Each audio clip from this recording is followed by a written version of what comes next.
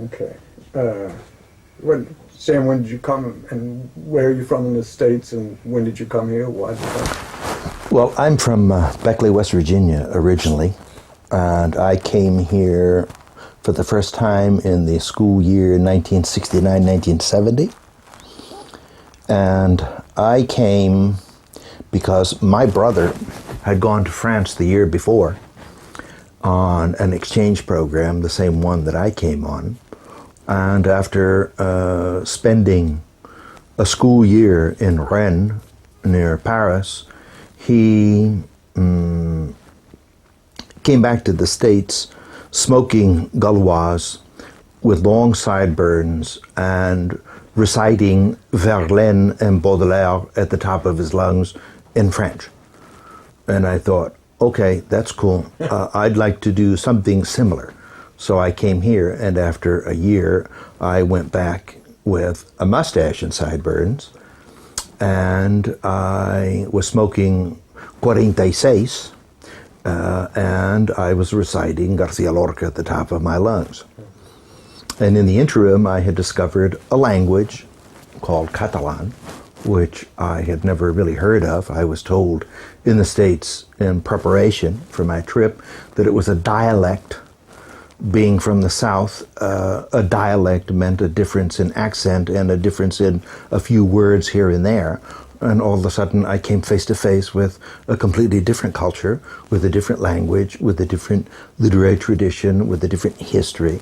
And that's what got it all started. And where were you in? Understanding of Spain had nothing to do with what Spain was really all about, and that Spain was a mosaic of cultures and languages. And I shopped around in the States trying to find a college or a university that would teach me exactly that. And I kept bumping up against a brick wall, and as close as I came was you could probably go to Brown or Harvard and cross-register at either one of the two, depending on where you go, and maybe Claudio Guillen will give you a little help because he knows Catalan and this and that and the other. And I said, okay, well, how about, Gallego? How about Portuguese? I'd like to study the Romance languages of the Iberian Peninsula in a kind of comp lit situation. And that simply wasn't going to happen. So I decided to come here, and I took my degree here. And what, coming from the South, what was it like? Was it, when you first came in '69, did you have any expectations? Was it what you expected? Or? I really had no expectations because I didn't trust the stereotypes of Spain that you could see, of bullfighters all over the place and lots of sangria and this and that and the other. I knew that had to do with literature and a lot of anthropological hoopla. And I decided to kind of come for myself and see. And what I saw was what I had more or less anticipated in a very vague sense, which was a part of Europe, which is what Spain was. Mm-hmm. And it was behind the times. Mm-hmm. You could see that very clearly. And for me, it was a tremendous shock coming from the upper middle class in the United States to a situation here. And the school that I went to, the first year, it was called at that time School Boys Abroad because there were no girls, and now it's called School Year Abroad because there are broads with it. What they did was they took each and every one of us and they put us in an opposite situation as far as our social status and our economic status was concerned. So I came from the upper echelon, and I was put in with a very humble family. And a friend of mine whose father was a cab driver in New York and came on a scholarship, he was put in with a ruling class family that owned Pepsi Cola. So that it was a kind of experience in language acquisition, and it was also an experience in coming to terms with life and with the issues and attempting to see how other people really live. And for me, it was, of course, an incredible shocker to understand that, hot water just didn't come out of the ground hot, but that there was a thing called a hot water heater. and that there wasn't heat all over the house, and that it was something that you turned on when you were in that room, and when you left that room, you turned it off, and wherever you went, you turned it on then, and that kind of thing. How did they heat the house? They heated the house with the living room and the kitchen area were heated by, it was a kind of gas stove. And in the back part of the house, well, you just had to kind of lump it. And I remember we went to bed in the evening and we all lined up and were given our hot water bottles to put in the bed to keep your feet at least warm during the night because it was rather cool. And then there was an electric heater in the bathroom, thank God, so that you didn't freeze as you bathed in the morning. What neighborhood was it in? This was out in a place called Els Quinze, which is out near the Avinguda de Verge de Montserrat, out in that direction. A very nice neighborhood, very quiet and very peaceful. And the family that I lived with were great Catalan nationalists. Really? And very nice people. It was a very nice atmosphere to live in, and they obviously taught me many things about their language, their culture, and about life in general. So you right away became aware of the difference between Catalonia and the rest of Spain and what it meant to be Catalan. Oh yeah, I had no other alternative because the family, it turns out that they had come originally from a small town near Reus. And they were small landowners who couldn't make it, and they came to Barcelona in the 1950s, I think it was, to try to make it and get ahead and give their children education. They were a family of 3 girls, and they wanted their girls to have an education back in the Pobla that was kind of difficult, so they came to Barcelona. Keeping their house back in the Pobla, which was vacation time and this and that and the other. And it was a different story, a very different story. I bet it was. Everybody eat together in the evenings? Oh, yes, there was a great sense of family. One of the daughters, the oldest, was married, and she would come with her husband and the child and to be expected to put in a guest appearance at least once a week. The second daughter was engaged to be married, and she was getting ready and buying her apartment and furnishing it and this and that and the other. And the younger daughter was a high school student, and the evening meal was to be shared by everybody. You were supposed to be there. And then Sunday lunch was also a very special occasion. So there was a great sense of family, which I think has been more or less disappearing in these past 30 years. Was there a television? No. No. Radio. Telephone? Telephone, yeah. A nice old telephone, and I remember it very distinctly, hanging on the wall and thinking, this is an antique. This is one of the original phones. Yeah. Yeah. It must have been lots of little details like that I can remember for me really surprised me. I'd never shopped in little stores before where you bought one thing one place, one thing in another place, in Nashville. My general impression was that these people have very little, and in general, I think they're more satisfied and happier than people in the United States with much more and greater resources. Yeah. That was my impression. Did you feel a general reluctance of people to talk politics outside the home, and did you feel any kind of fear of authority in people in general? Oh, I think inside the home and outside the home. I think people were terribly traumatized by politics precisely, and that occasionally there would be reference to something that they simply couldn't stomach. But in general, I think the people shied away from any kind of discussion of politics openly. That must have been a little strange for you too, coming from the States where that wasn't the case. Oh, absolutely. But then it was perfectly understandable. Yeah. Because when I came in '69, the Spanish Civil War had ended only 30 years before. In the case of history, that's nothing. Yeah. And Franco was still alive and would rule for several years more. And got that distinct impression that he was still there, and that many people felt that he was listening behind the doors. And I think a lot of people, there was a sense of mistrust, that many people didn't know where a comment you could make in good faith, where it could end up. They didn't know exactly what you would make of what they said, whether you would really understand.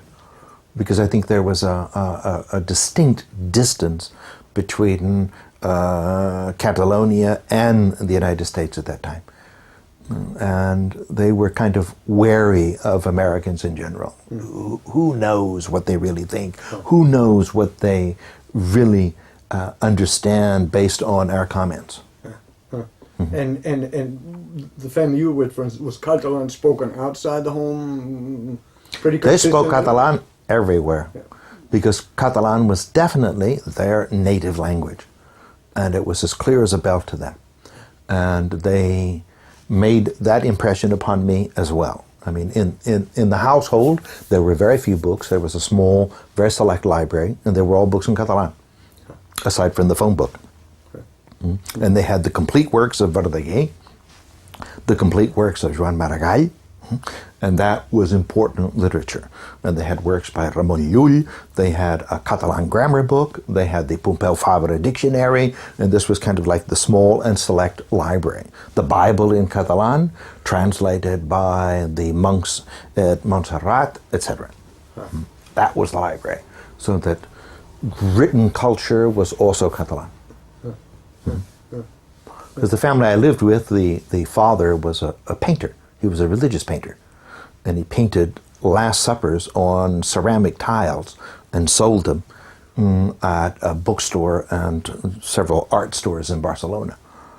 And he was a very cultivated man, and you could see that he was obviously doing this to earn his living because he needed to support his family, and he had his children working as well to support the family.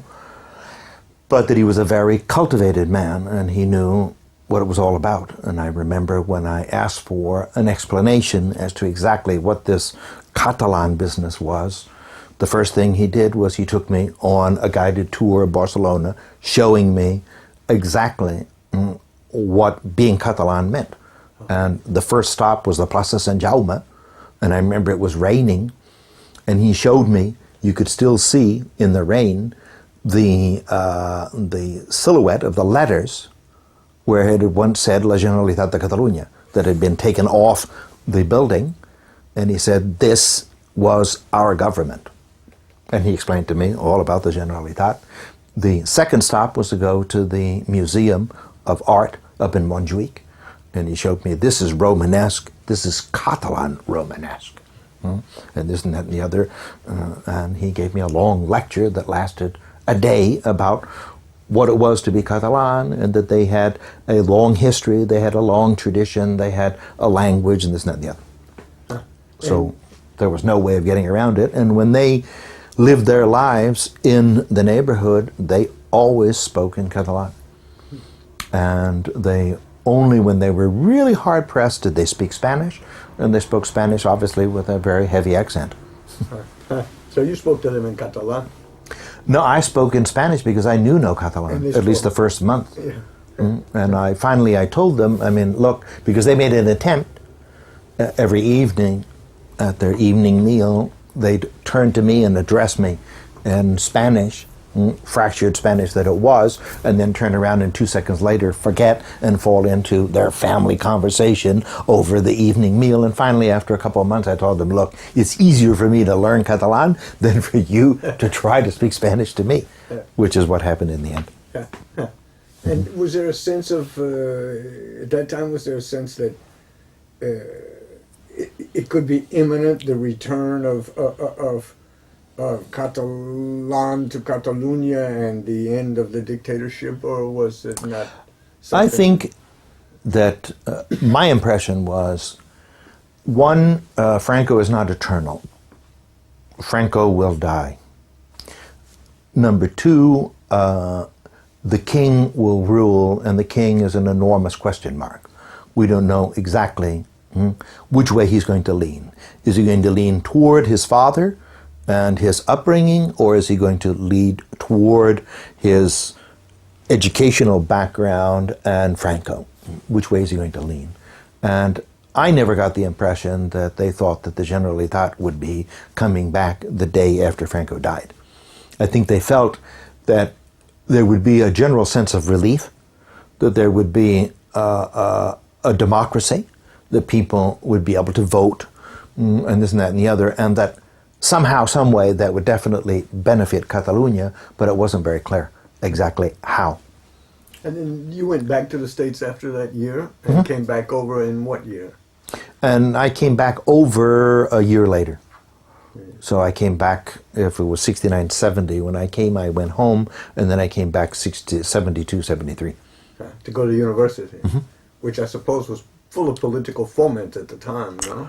Oh, it certainly was, because I started out at the Universitat de Barcelona, the Central, as it's called. I started out there in my first year and didn't like it. And then I moved to the Autónoma my second year, which was a completely different ballgame. And I remember very clearly the police being in class and people elbowing each other. Watch out, that's a social. I remember the police coming into the university and people running for their lives or facing the music and dancing, one of the two, etc. Very clearly that first year. And then when I went to the Autónoma, since it was here in Sant Cugat, right around the corner, the police really didn't care what the students did because it was in the middle of nowhere. And when it moved to Bellaterra, they cared even less. And so you were here right up. You were here when Franco died, were you? Absolutely. What were you doing on the day Franco died? What was I doing on the day Franco died? I got up in the morning. I was a college student at the time and teaching English as foreign language on the side. And I remember listening every day to the radio to see what was going to happen because we knew that the university was going to close as soon as Franco died. And every morning I would get up and listen to the news yet again to see what the medical bulletin would bring. And I remember hearing that Franco had died. And the first thing I did was call a friend of mine, a very good friend of mine who spent 30 years in exile, a writer by the name of Agustí Bartra. And I wanted to hear his words because they kind of ran a race. When Agustí came back after he left Spain in 1939, he ended up in Mexico and lived between Mexico and the United States on several Guggenheim scholarships. And he returned to Spain in 1970, very ill. He had phlebitis and didn't quite know whether he would outlive Franco or not. And when Franco died, I remember calling him and saying, well, and he told me, all the windows of the house are open. I'm cranking Beethoven's Ninth as high as it can go, and all I can tell you is I have outlived the bastard. And then I remember going down to get my early morning bread, nice and warm, across the street. I lived on Carré Montaner. And I remember seeing a sign at like 10 o'clock in the morning, a sign right outside the grocery store, just across the street, one of these little small neighborhood shops, saying, we have no more champagne. Well, there was a great sense of thrill, of excitement. I think people were later afraid as to what could happen, but I think the initial reaction was, he's finally gone. We can start over. Then I think a different atmosphere set in of what's actually going to happen. Are they really going to let us have a democracy? How and when, and what is it going to entail? What do we have to give up? The negotiation.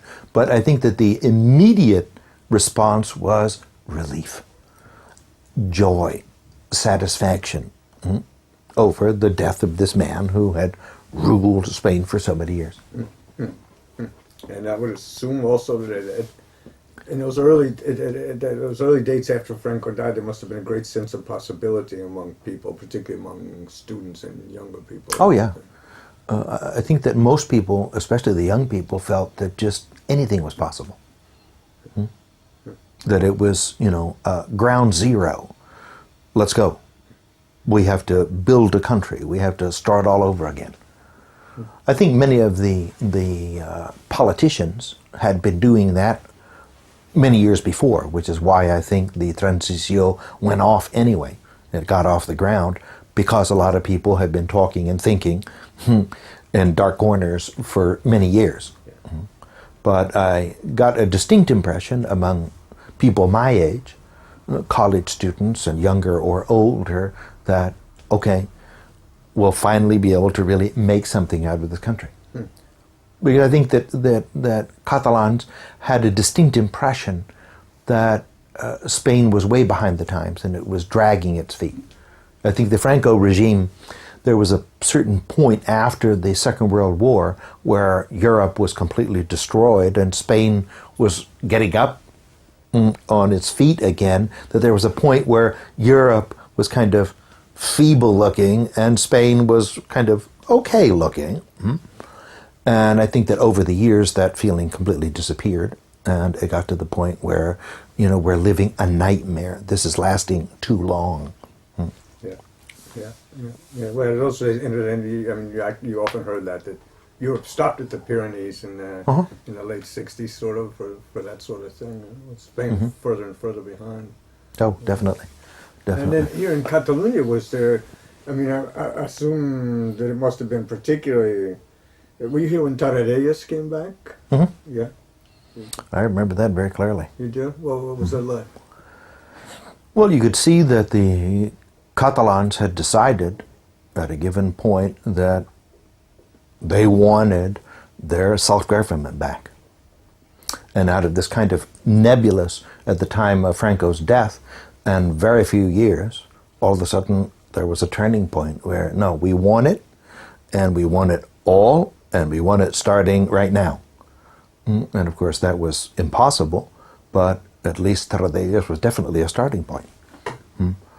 For me, the problem with Catalonia is that they leveled off too soon and settled for not as much as they could have settled for. And I think that's true of Catalonia, and I think that's true of the rest of Spain.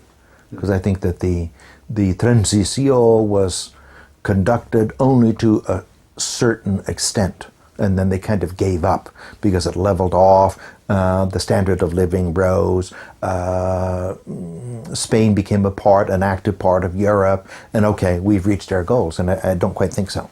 Do you think, excuse me, do you think that would have something to do with, or how do you feel about the fact that there was no collective, that there was no one was called to account, there was no individual responsibility, no one was called to account for their actions, neither here or anywhere else in Spain, essentially, during all those years? What do you think? Was that the way to do it? Was that the only way that they could get by it? Not for me. For me, what should have happened is they should have let the democracy kind of settle in and become a tradition. And then, as many South American countries, like Chile and Argentina, then you have to backtrack.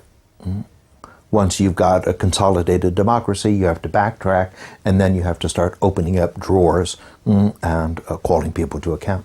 At least that's my opinion.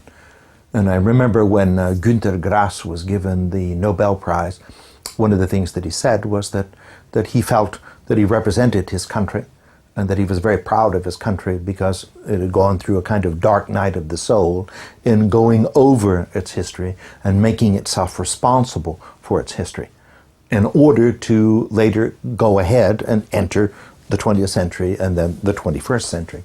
And one of the things that he said was that Spain had not really truly entered the 20th century because they hadn't been able to face the past, and that the past would come back up and they would have to face it. And I think, to a certain extent, that's what's happening right now. It's a curious thing. It's a very odd sort of the whole cycle of what's happened here is so compacted and so strange and so fast. To me at any rate, in those 10 years between, say, 1970 and 1980, I mean, the change on all fronts was so drastic. As a student, I would think it must have been... it was staggering. It must have been all of a sudden tremendous sexual freedom, for instance. I mean, it must have been a very erotically charged ambiance here, I would think. That whole thing of when anything is possible, it has a certain erotic charge to it as well, no? In every sense, every walk of life, all of a sudden there were kind of like two sides, the traditional side and the hip, up-to-date side. And that's it. And you have to decide which side of the line you're on and act accordingly. And it was a kind of, I think between 1975 and 1982, 1983, there was kind of like an enormous party going on in certain areas, and especially among young people, where everything was possible, and let's just go do it. Let's experiment, let's try, let's see this, let's see that. Intellectual freedom, sexual freedom, I don't know. Dress codes changed, people's habits changed, ways of dating changed, everything changed. Yeah. And were you here then in 81 for the attempted coup? Yeah. Where were you on that day? On that day, I was teaching at the American Institute, my afternoon classes. Between classes, I heard the news and was absolutely amazed. And then I remember getting out at 10 o'clock and going home and thinking, well, maybe I might have to pack my bags and leave with my family as an American citizen. I remember that very distinctly and thinking, gee, on one hand, I felt, well, this can't really be happening. This won't work. But then on the other hand, you thought, well, things really did go rather fast, and maybe they just haven't had time to assimilate everything.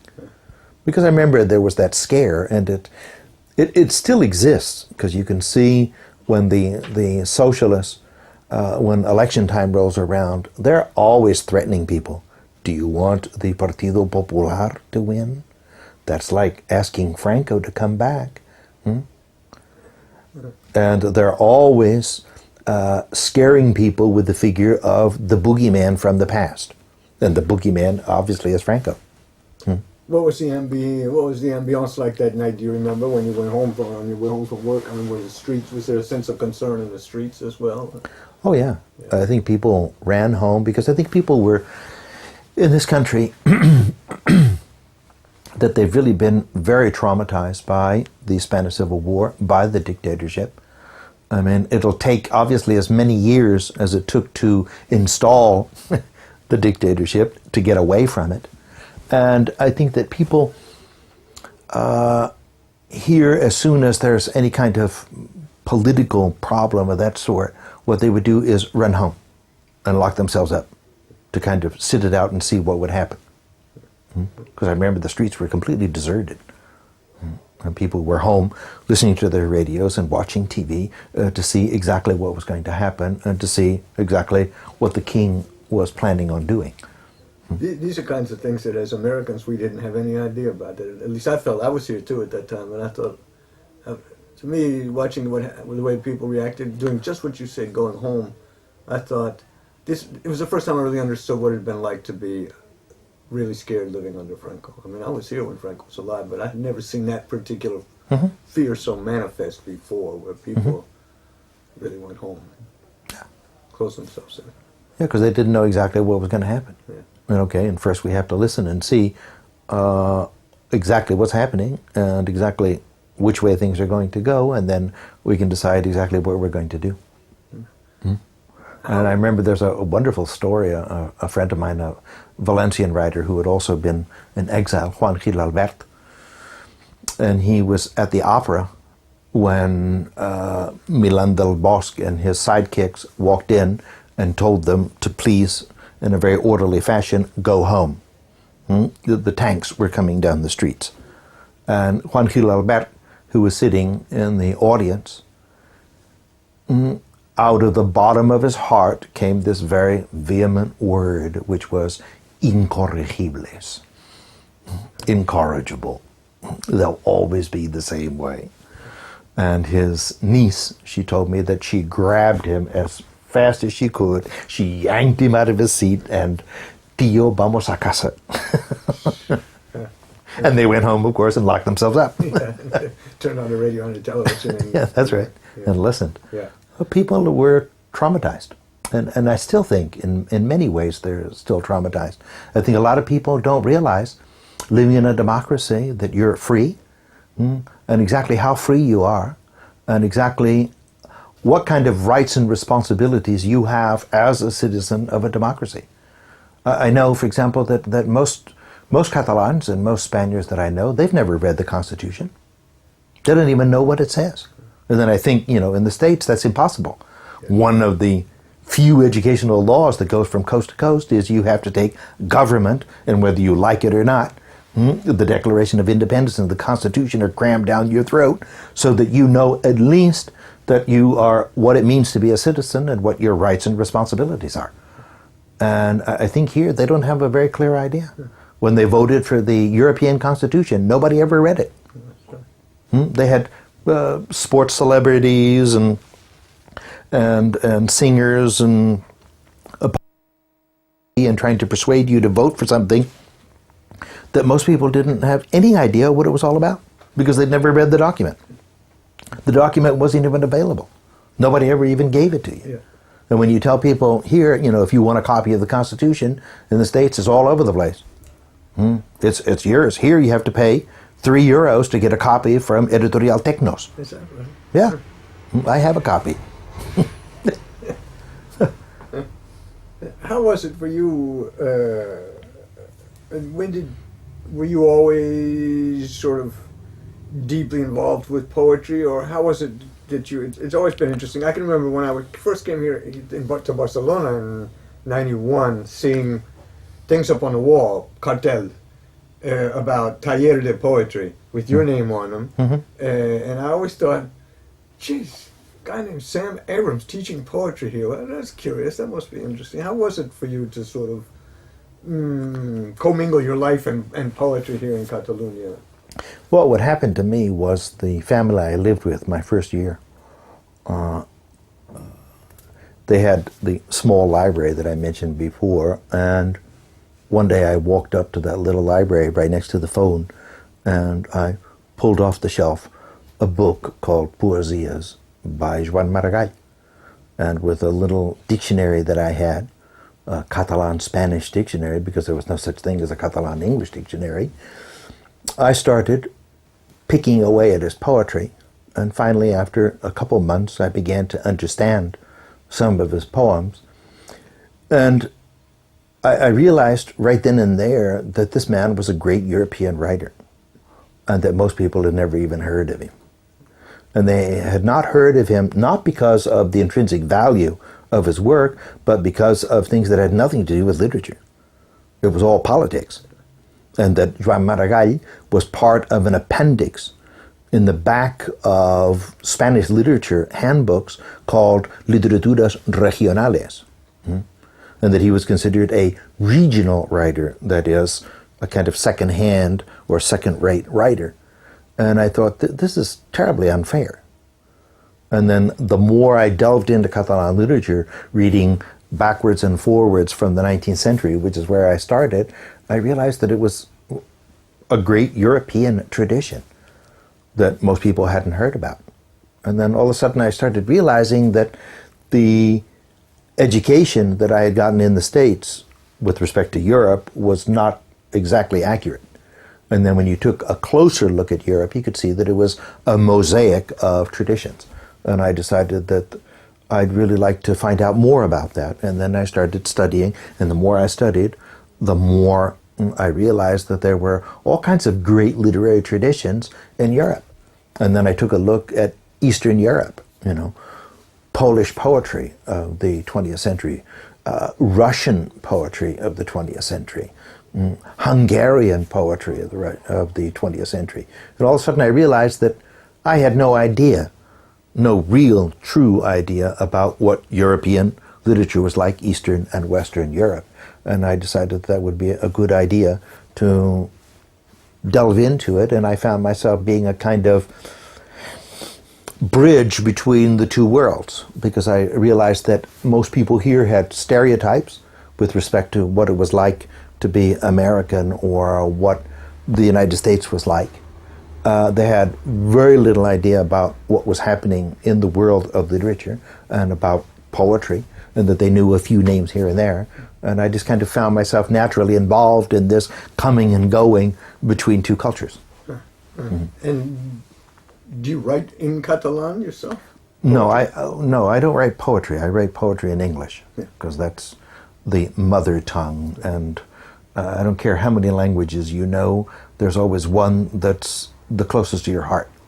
And that's your native language.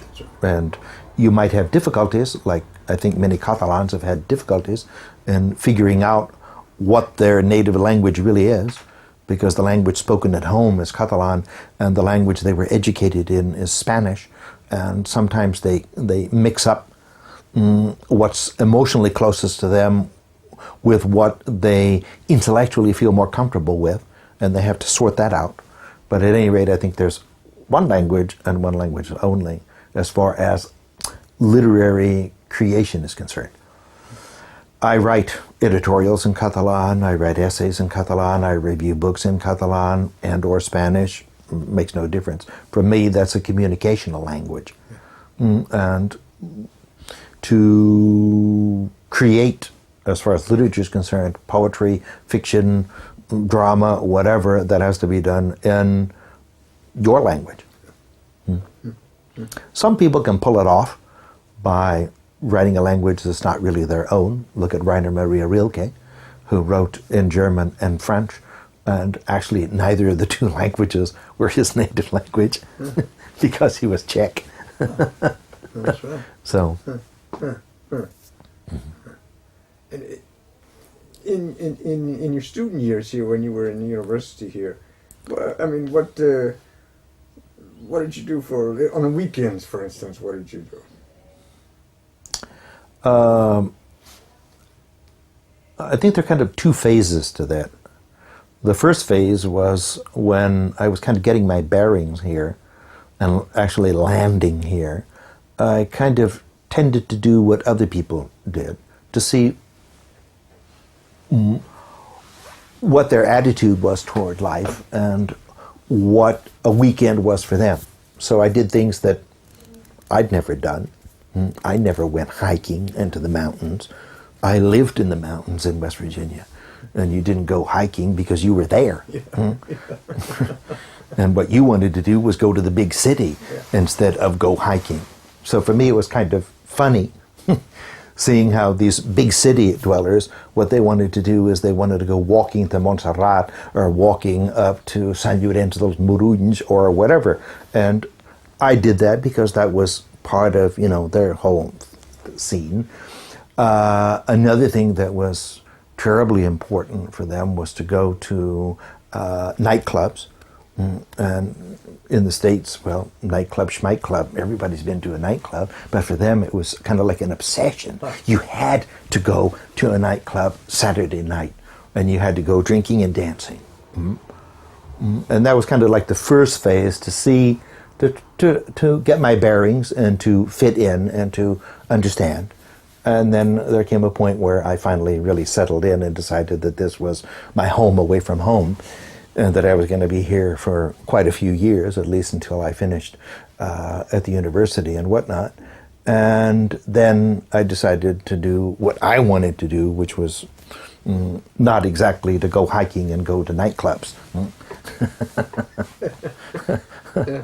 And as you integrated yourself into the world here of poetry and the people that read it and wrote it and wanted to write it, did you find much resistance being an American, or did you find more people welcoming you with open arms?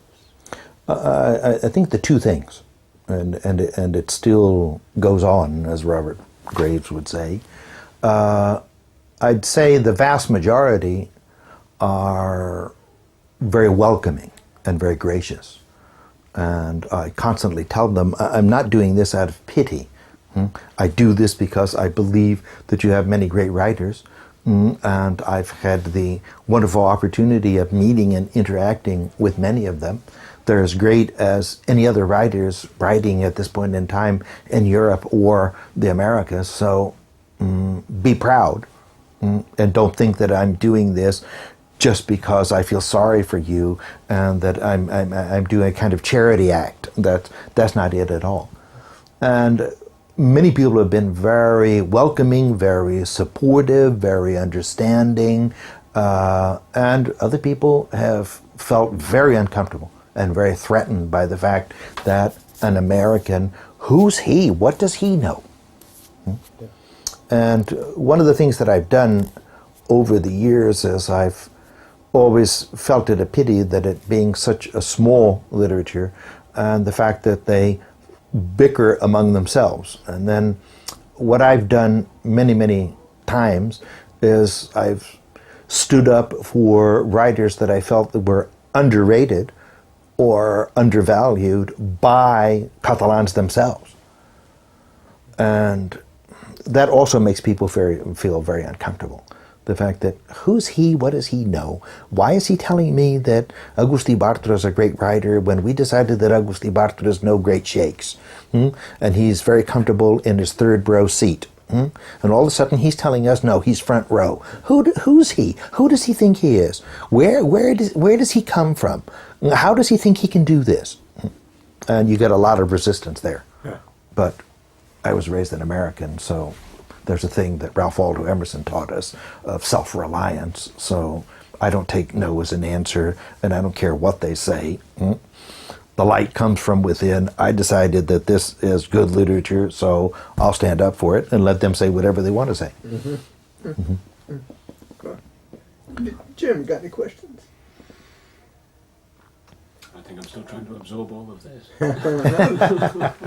That's good. It's really good. Sam, if you have anything, about those days that you think would be useful to us or interesting to us, that would be good. It's very interesting what you've had to say. Yeah, I think they still have a long way to go, personally. Yes, I do too. Yeah. I As think a journalist, I'm particularly concerned about the complete absence of any kind of real press here, of investigative work or any kind of real press. There's no sunshine laws. There's no transparency. And you can't have, to me, you can't have a democracy in a country without a free press. And you can't have a free press without a law saying that if public money gets spent, everybody's got the right to know how it got spent. And you have the right to know exactly how much there was, who spent it, and what they spent it on. That's right. I think it's also very important for them to understand that the Constitution that they framed was the best possible Constitution at that point in time. But that doesn't mean that that holds true for all eternity. No, that was the Constitution they could frame at that time, given all the political pressures. Well, that Constitution is not the same in 2007. That Constitution needs to be amended. And I think that's one of the great lessons that they have to learn in democracy, is that a Constitution can be amended and you can survive. And this whole thing that they can't even bring themselves to amend the Constitution as far as the line of succession of the royal family. I mean, heavens to Betsy, everybody agrees on that. The right, the left, and the middle.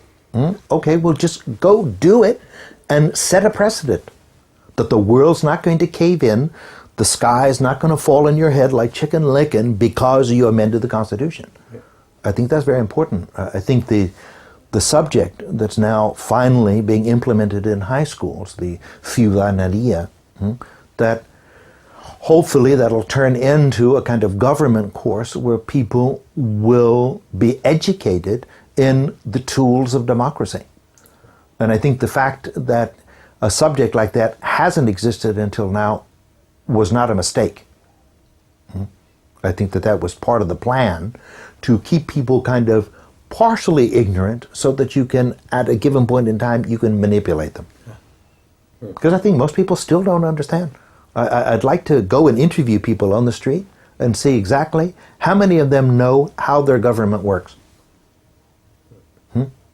How does a citizen reach the Supreme Court in this country? I'm sure most people have no idea. And that can't be. In a democracy, you need to have information, you need to be educated, you need to develop a culture called democracy. It's a way of living, it's a way of viewing life, and you have to become a part of it. And I feel that Catalans may be closer to it, but in general in Spain, Catalans and the rest of Spain, they're not there yet. They have a long way to go, and they've wasted a lot of time in the past 15 or 20 years. A lot of time. Squabbling and this and that and the other. How has poetry